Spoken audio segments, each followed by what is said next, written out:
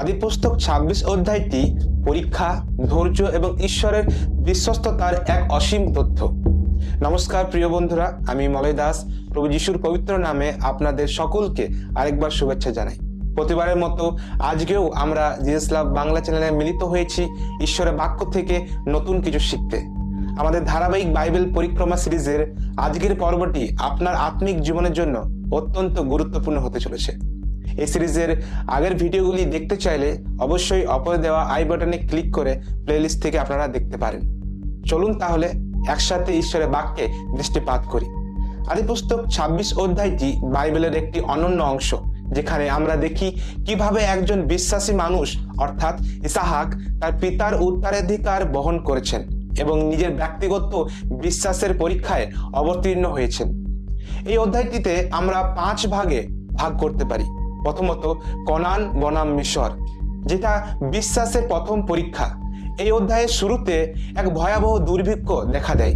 আব্রাহামের সময়ও যেমন হয়েছিল এবং তিনি মিশরে গিয়েছিলেন, ইসাহাকও হয়তো তেমনটাই ভেবেছিলেন, কিন্তু ঈশ্বর তাকে থামিয়ে দেন। ঈশ্বর তাকে কনানেই থাকতে বলেন, যা ছিল মরুভূমি এবং দুর্ভিক্ষের দেশ। এটি আমাদের শেখায় যে নিরাপত্তা ভৌগোলিক অবস্থান নয়, বরং ঈশ্বরের আজ্ঞাবহতার মধ্যে আছে। ঈশ্বর এখানে আব্রাহামের সাথে করা কভেনেন্ট অর্থাৎ প্রতিজ্ঞাটি ইসাহাককে পূর্ণ নিশ্চিত করেন এবং বিশেষ তথ্য এখানে 5 পদে পায়, যেখানে আব্রাহাম ঈশ্বরের বিধি, আজ্ঞা ও ব্যবস্থা পালন করেছিলেন।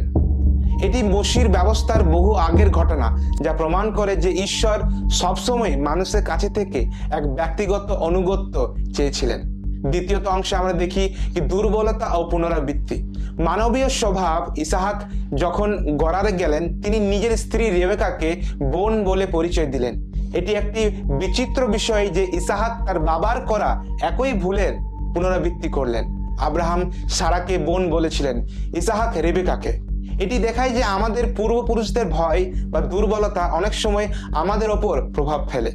আমরা অবিমেলেকের ভূমিকা দেখি, যা অবাক করার মতো বিষয়।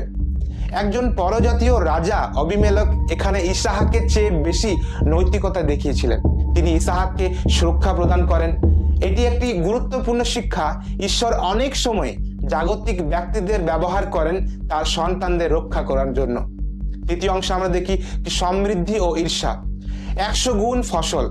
ইসাহাক সেই মরুভূমিতে চাষবাদ করলেন এবং বাইবেলে বলে তিনি সেই বছরে 100 গুণ ফসল পাইলেন। এক ঐশ্বরিক অলৌকিকতা আমরা দেখতে পাই এখানে। দুর্ভিক্ষের সময় 100 গুণ ফসল পাওয়া প্রাকৃতিক নিয়ম বিরোধী, কিন্তু এটি ছিল সরাসরি ঈশ্বরের আশীর্বাদ। কিন্তু আশীর্বাদ সবসময় শান্তি আনে না, এটি প্রায়শই হিংসা ডেকে আনে। ফিলিস্তিনিদের ঈর্ষার কারণে তাকে বারবার জায়গা পরিবর্তন করতে হয়েছিল। আমরা চতুর্থ অংশে দেখি কি কূপের লড়াই ও ধৈর্য ও শান্তির আদর্শ। ইসাহাক যখনই কূপ খনন করতেন, স্থানীয়রা তা দখল করে নিত। কূপের নাম ও গুরুত্ব দেখি আমরা কি এশক, যার অর্থ হলো বিবাদ, সিতনা, যার অর্থ হলো বিরোধ বা শত্রুতা, এবং তৃতীয় কূপ যেটা ছিল রহবত, যার অর্থ হলো প্রশস্ত স্থান। প্রত্যেক কূপের নাম ঘটনাক্রমে দেওয়া হয়েছিল, অর্থাৎ যখন যে সময় যা ঘটনা ঘটেছিল সে অনুসারে সেই কূপের নামকরণ দেওয়া হয়েছিল। এর মধ্যে আমরা গভীর শিক্ষা পাই। ইসাহাক তার অধিকারের জন্য যুদ্ধ করেননি কখনো, তিনি শান্তিতে সরে গিয়েছিলেন। বর্তমান যুগে যেখানে প্রাকৃতিক সম্পদ যেমন জল বা তেল নিয়ে বিশ্ব জুড়ে যুদ্ধ চলছে, সেখানে আমাদেরকে ইসাহাকের এই শান্তি স্থাপনকারীর ভূমিকা আমাদের বড় প্রয়োজন ছিল। অবশেষে ঈশ্বর তাকে রহবত বা প্রশস্ত জায়গা দিলেন, যা প্রমাণ করে যে আমরা যদি শান্ত থাকি, ঈশ্বর নিজেই আমাদের জন্য জায়গা করে দেন।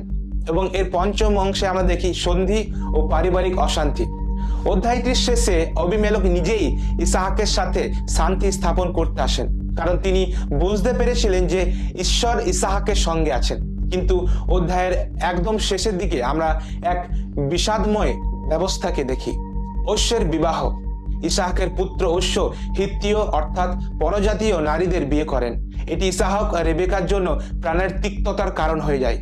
এটি আমাদের মনে করিয়ে দেয় যে জাগতিক সমৃদ্ধি ও বৈষয়িক সাফল্য থাকলেও পরিবারের অবাধ্যতা জীবনের বড় দুঃখের কারণ হতে পারে।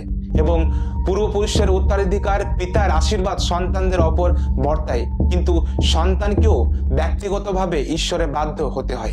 এক বিশেষ শিক্ষা হলো অনেক সময় নিজের অধিকার ছেড়ে দেওয়া দুর্বলতা নয়, বরং বড় জয়ের লক্ষণ, যেমন ইসাহাকের রহবত কূপ। এই অধ্যায়টি ভালো লাগলে অবশ্যই কমেন্ট করুন এবং লাইক করুন এবং শেয়ার করুন আপনাদের প্রিয়জনদের সাথে। এবং যদি আপনার কোনো প্রশ্ন থাকে এই অধ্যায়ের ওপর, তাহলে অবশ্যই ডেসক্রিপশনে দেওয়া গুগল ফর্মের মাধ্যমে আমাদের জানান।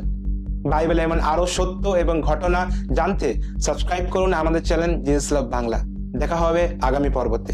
ঈশ্বর আপনাদের সহবর্তী হন। জয় যিশু।